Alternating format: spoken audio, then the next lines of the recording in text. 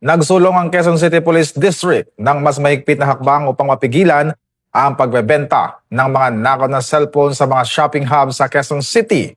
Ayon kay Police Brigadier General Randy Glenn Silvio, District Director ng Quezon City Police District, inihain kay Quezon City Mayor Josefina Joy Belmonte ang panukalang magpapatupad ng isang polisiya na mag-oobliga sa sinumang magbebenta ng second-hand na cellphone na kumuha muna ng Certificate of Police Record Verification mula sa himpilan ng pulisya na may jurisdiksyon sa kanilang lugar ng paninirahan o sa lugar kung saan isasagawa ang transaksyon. Layunin ng panukalang ito na mapalakas ang verifikasyon sa mga bentahan ng second-hand na cellphone, matukoy ang mga posibleng nakaw na gadget at mapigilan ang pagpasok ng mga ito sa merkado.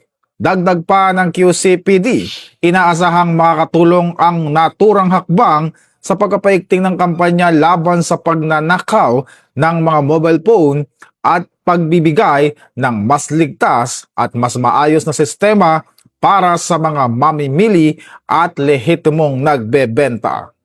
Mula po dito sa himpilan ng Pambansang Pulisya ng Pilipinas, ako po si Patrolman Adrian Dayaw, nagbabalita para sa Police News Express. Bagong PNP para sa bagong Pilipinas, serbisyong mabilis, tapat at nararamdaman.